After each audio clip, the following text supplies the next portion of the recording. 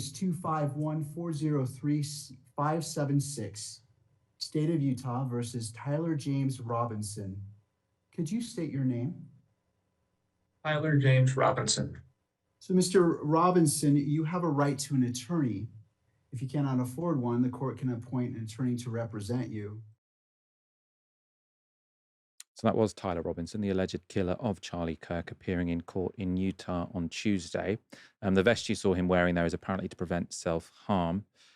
He faces charges of aggravated murder, and prosecutors are seeking the death penalty. Now, there has obviously been enormous speculation over the motives of Charlie Kirk's murder, and prosecutors on Tuesday gave this account. Robinson's mother explained that over the last year or so, Robinson had become more political and had started to lean more to the left, becoming more pro-gay and trans rights oriented. She stated that Robinson began to date his roommate, a biological male who was transitioning genders. In one conversation before the shooting, Robinson mentioned that Charlie Kirk would be holding an event at UVU, which Robinson said was a stupid venue for the event. Robinson accused Kirk of spreading hate. Now, authorities have also released an extraordinary series of what are apparently text messages between Robinson and his roommate and partner, exchanged after the killing, which was provided to investigators by the roommate. So in this exchange, you have Robinson, so the alleged killer, saying, "Drop what you were doing, look under my keyboard." And then this is sort of inserted. When the roommate looks under the keyboard, there was a note that allegedly read, "I had the opportunity to take out Charlie Kirk, and I'm going to take it." So that was left under the keyboard before he allegedly shot the guy. Then the roommate says, "What? You're joking, right?" Robinson says, "I am still okay, my love, but I am stuck in Orem for a little while longer yet. Shouldn't be long until I can come home. But I got to grab my rifle still. To be honest, I had hoped to keep this secret till I died of old age. I am sorry to involve you." And then the roommate says, "You weren't the one who did it, right?" And Robinson said, "I am. I'm sorry." So it goes on to say this. "I thought they caught the person," says the roommate. Robinson, "No, they grabbed some crazy old dude, then interrogated someone in similar clothing. I had planned to grab my rifle from my drop point shortly after, but most of that side of town got locked down. It's quiet, almost enough to get out, but there's one vehicle lingering." And then the roommate says, "Why?" Robinson says, "Why did I do it?" The roommate says, "Yeah." Robinson says, "I had enough of his hatred. Some hatred can't be negotiated out." The roommate asked Robinson how long he had been planning the assassination, and he said just over a week. Robinson then describes how he wished he'd collected his gun before he fled the scene. And then he says this. Says Robinson, "Remember how I was engraving bullets? The expletive messages are mostly a big meme. If I see notices bulges ooh on Fox News, I might have a stroke. All right." Robinson ended up in custody after his mother recognized the photo of him released by the FBI, and his father challenged him. His parents are Republicans. Robinson, in the exchange with his roommate, said, "Since Trump got into office, my dad has been pretty diehard MAGA." Lots of people online have sort of commented about how this exchange seems a little bit contrived, in the sense that sort of it touches every single point of the assassination, every little bit of evidence. Everything is tied up in this very short exchange. But what do I know? The question is, do these released conversations and statements by the authorities essentially provide everything we need to know now about the murder of Charlie Kirk? Is the mystery over? I spoke earlier to Will Summer of The Bulwark, who has been covering the story. I think there are still a lot of unanswered questions here. On one hand, I also would say I don't really trust the Trump administration in any way. And so I think we have to be very cautious about what we take from them as being the gospel truth. On the other hand, I do think that based on the statements we're getting from police and prosecutors, the idea that his family said he was left-wing, that he he supposedly sent this message saying he shot Charlie Kirk because Charlie Kirk was a hate monger. So I think based on that, I think it's fair to start drawing up an assessment that this was someone from the left or who hated Charlie Kirk because Charlie Kirk was a conservative.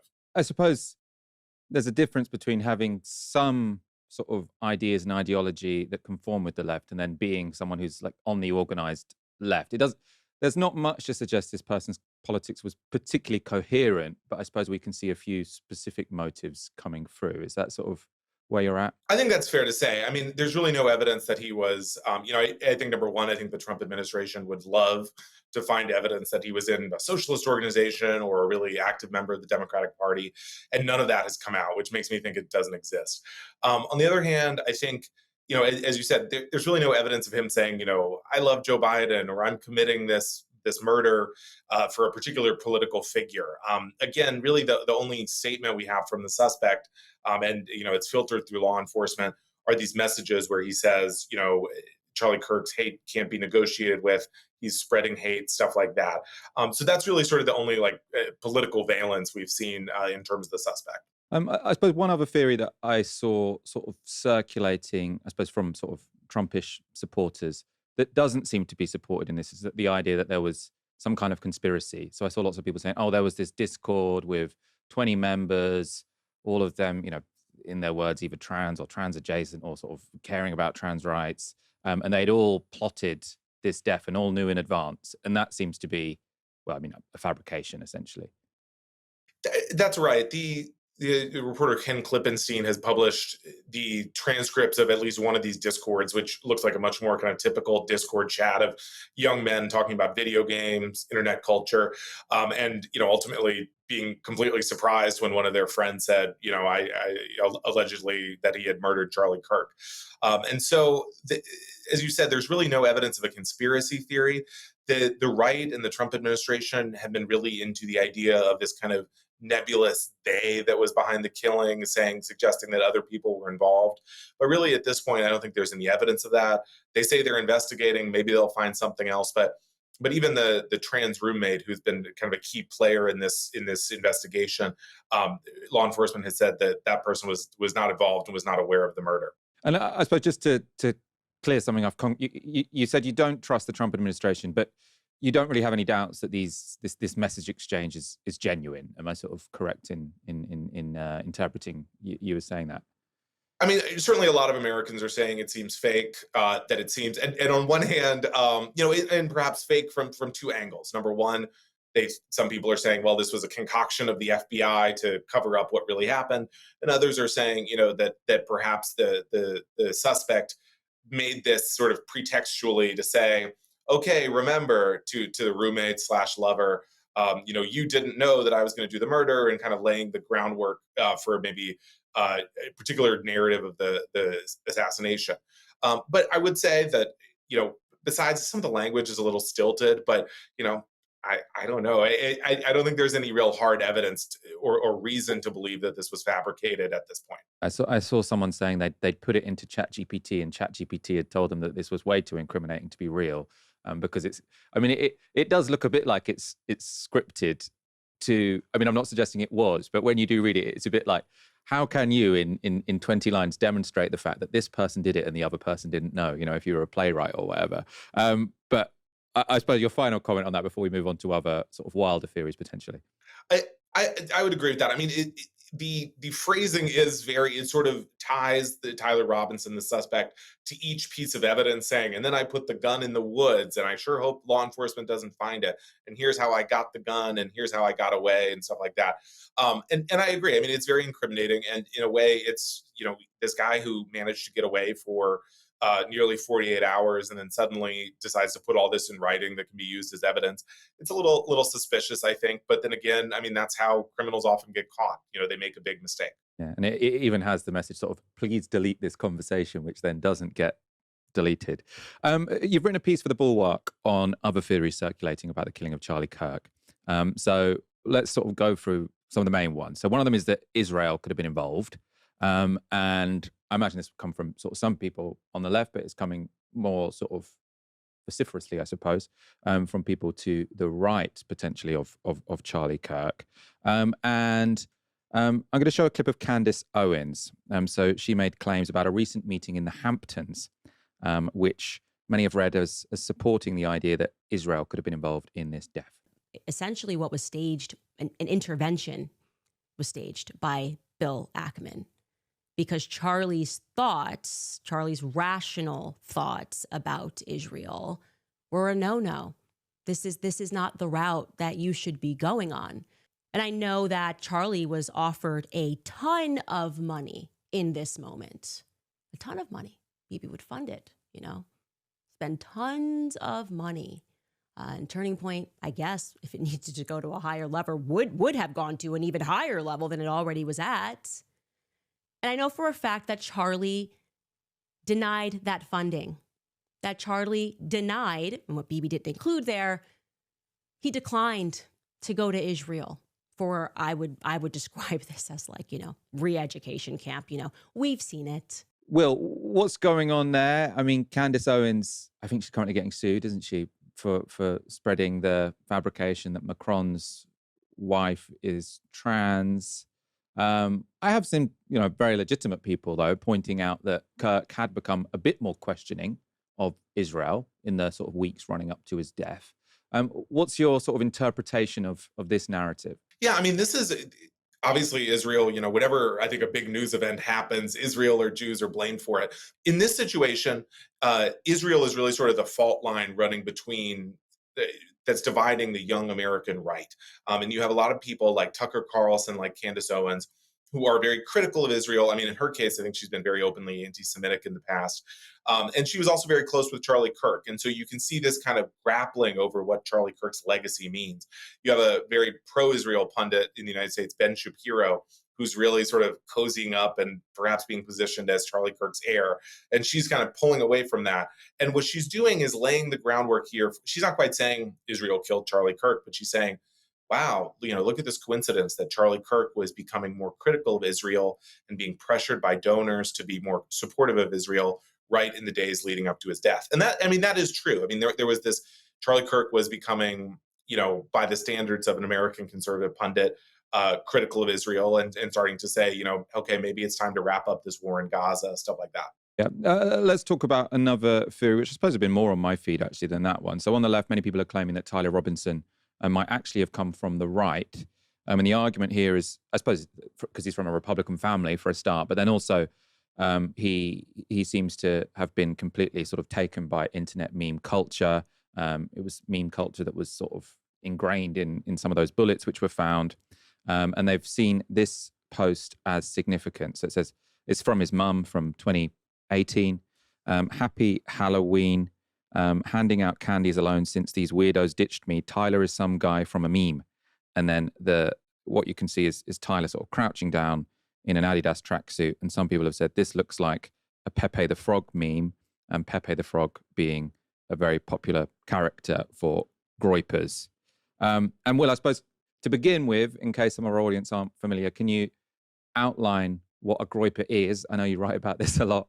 And then I know from your blog that you don't think it's convincing that Robinson was a groyper. So yeah, tell me what a groyper is and why you don't think that's what's necessarily going on in this case. Yeah, sure. So the key thing to understand here is that in the United States, there's this white nationalist podcast figure who's kind of like a mirror image or a more evil version of Charlie Kirk. And his name is Nick Fuentes. And he has an audience he's been very successful and he's very outright racist and anti-Semitic. And his followers, who call themselves groypers, and they're taking the Pepe the Frog meme and they made it kind of a little more twisted, made it like an obese toad they named Groyper. And so they've adopted this for fans of Nick Fuentes, called themselves Groypers.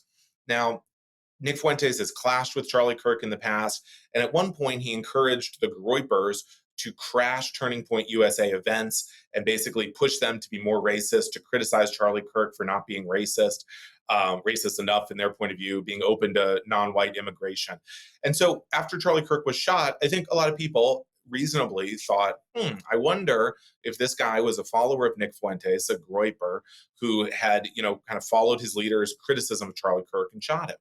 Well, I think a lot of the evidence suggests that is not the case. I think it was a reasonable thing to suspect before we knew the killer's name or the suspect's name and had this proof or this evidence. But basically, in this case, he's dressed up as a meme, and this gets a little into the weeds. But he is dressed as a meme of a Slavic man, a Russian man in a tracksuit squatting. People saw this picture of Pepe the Frog doing the same meme. But basically, both Tyler Robinson and the Pepe the Frog meme are pulling off from a branch meme of this Slavic man squatting that is not necessarily a Pepe the Frog meme. And so that, I think, created this confusion. And I think, look, for the American left, and I understand why, it would be there would be an irony. There would be, it would, sort of take the heat off the left. I mean, we're at a point where the Trump administration wants to use this murder basically to suppress half of the political spectrum. I mean, they're saying we're going to go after the left. We're going to go after all these institutions, these media outlets that are clearly operating under the First Amendment. They want to pursue them based on some, non-existent culpability for this murder. And so I can understand why people would want to see that this guy was coming from the right, but I don't see a lot of evidence for that right now. And let's talk about the Trump administration's response. Obviously, Trump had a very divisive message from the get-go. For years, those on the radical left have compared wonderful Americans like Charlie to Nazis and the world's worst mass murderers and criminals. This kind of rhetoric is directly responsible for the terrorism that we're seeing in our country today, and it must stop right now. J.D. Vance continued on that vein when he sort of was a guest host of the Charlie Kirk show on Monday. That something has gone very wrong with a lunatic fringe, a minority, but a growing and powerful minority on the far left. There is no unity with people who scream at children over their parents' politics. There is no unity with someone who lies about what Charlie Kirk said in order to excuse his murder.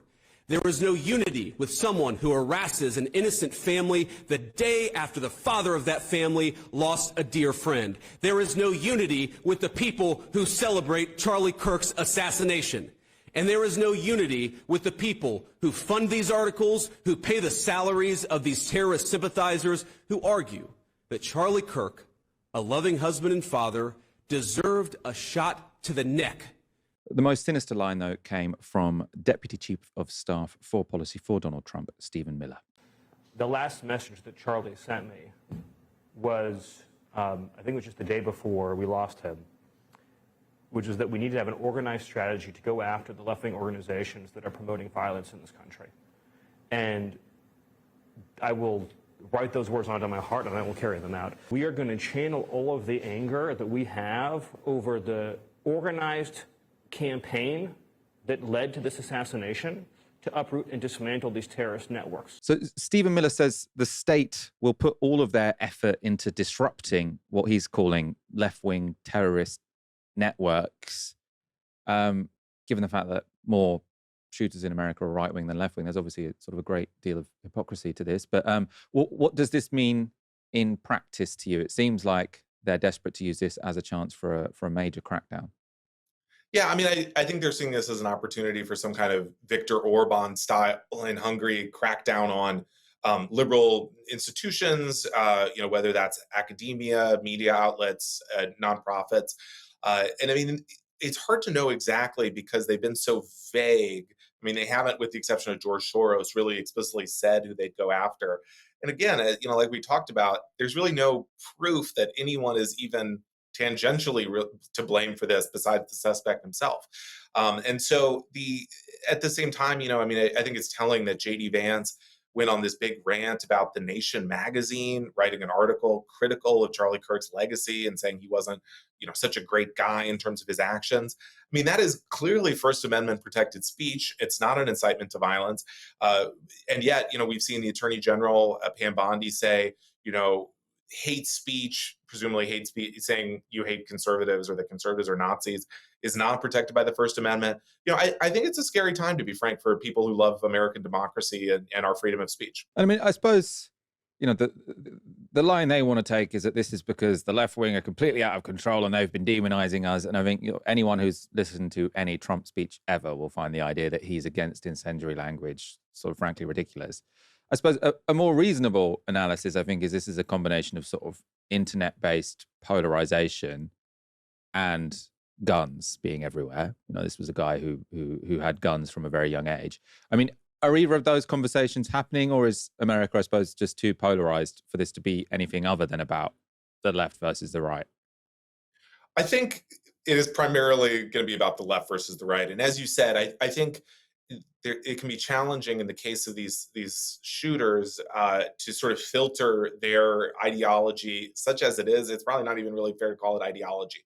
It's sort of this internet nihilism blended with seemingly a little bit of kind of like LGBT, his concern about LGBT rights and what Charlie Kirk was saying. So there's a little bit of, I think, what we might understand as conventional politics, but a lot of it is just, I think, very like Gen Z, internet drenched, approach to the world. And certainly, I mean, the gun control conversation is basically nowhere here. Part of that is because the rifle that was allegedly used is not really one that even Democrats would want to ban. It's, I believe, a bolt action rifle. It's not an AR-15 like we've seen used in so many mass shootings. That's typically become the focal point of criticism. I realize that the UK, this can kind of seem crazy that this kind of gun would, even I think, in gun control discussions, would still be legal. We'd also ban that gun. But I mean, maybe this is just a very British thing to say as well, but it looked to me like, initially people were saying that looked like a really good shot, presumably with a high sort of quality gun, and that made it seem like it was professional or whatever. But Americans seem to just say, oh no, that was quite an easy shot, and you can kind of do that with any gun. That's been striking to me as well. And I think that speaks to particularly, I mean, this is Utah. This is a very conservative area, a lot of guns, a lot of outdoor hunting. I'm not a gun expert myself. And so it struck me as, wow, that must be an impressive shot. And I think you've seen a lot of, or a difficult shot. And I think you've seen a lot of, people who are not familiar with guns like myself feel that way. At the same time, we can see that Tyler Robinson grew up in a culture with a lot of guns. There are a lot of pictures of him with guns. This is a conservative family that I think we can assume had a lot of guns, or at least some amount, and went out hunting perhaps. And so it seems like for people who are relatively familiar with rifles, that this was not that difficult of a shot to make. That was Will Summer from The Bulwark speaking to me earlier today. Mike, I wanted to bring you in on this because there was something I didn't cover with Will, which I suppose is, whatever happened here, the fact that the suspect had a partner or roommate who it appears, or it's being reported by the authorities, is trans, means that there are a lot of, I suppose, right-wingers on Twitter who are saying this confirms all of our beliefs that trans people are mentally ill, dangerous people. And I think if you're a trans person right now, it's probably quite scary. I mean, we see this also, don't we, when there's a terrorist attack by an Islamist, for example. But yeah, just your thoughts on kind of the febrile atmosphere this is creating. Yeah, I think it's creating a febrile atmosphere in the US. And I think we know the US is already a hugely polarized place politically. Like the left and the right are so polarized in terms of, I think, one of the problems you have in the US is that both the left and the right see each other as an innate threat to the very future of the US as democracy, or the very future of the US as a state moving forward. And I think the right have essentially just used this, the kind of extreme right have used this, and not just the right in general have used this as a chance to crush the liberals. Like, we knew they did this. These liberals, they're completely unhinged, they're a big threat to American stability.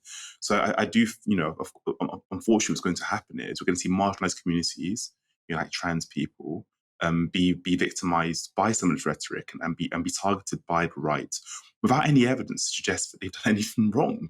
It's just ridiculous. And I think there's so much conspiratorial kind of thinking, as you've highlighted in that interview just now, floating about that people are just latching onto and using it to kind of confirm their biases, right? So if you have a bias against liberals or people on the left or trans people or people of color, wherever it might be, you're able to use this moment to enact those or kind of advance those really regressive views you have on those particular groups of people.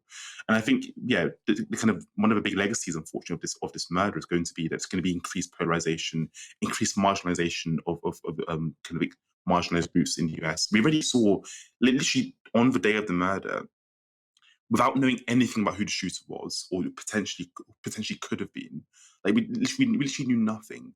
There were already people on the right attacking people on the left, literally saying, it's your fault. You guys have done this, and already trying to attach the person to an organization. So, like, people doing that without evidence, that is evidence to suggest that obviously this person had potentially a relationship with someone who's trans. Of course, we're going to see the ramp up. So I think the US is one of those places where the atmosphere is just so febrile.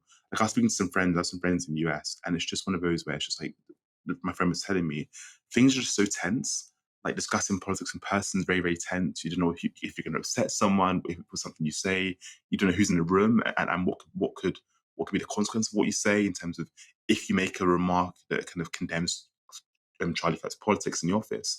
Does that mean you're going to be seen as celebrating his murder or his death? You know, things just seem so febrile in a way. It just feels totally bizarre and totally kind of against the way a democracy should operate. So, yeah, I do worry for kind of trans people and marginalized groups on the left and more broadly in the US, because I think people on the right are going to use this as a moment to push and advance regressive positions and policies that are going to have real harmful effects. Yeah, no, I totally agree. I mean, I should say, I mean, yeah, I know you're saying people on the right want to blame this on anyone they don't like. I have seen that on the left as well. I think the whole idea that this was a groyper with all the evidence we have now, unless there is some wild conspiracy and these messages were just a total fraud, it does seem like the politics are more left than they are right, and it would Charlie Kirk is one of the most prominent right wing sort of talkers in the world, actually.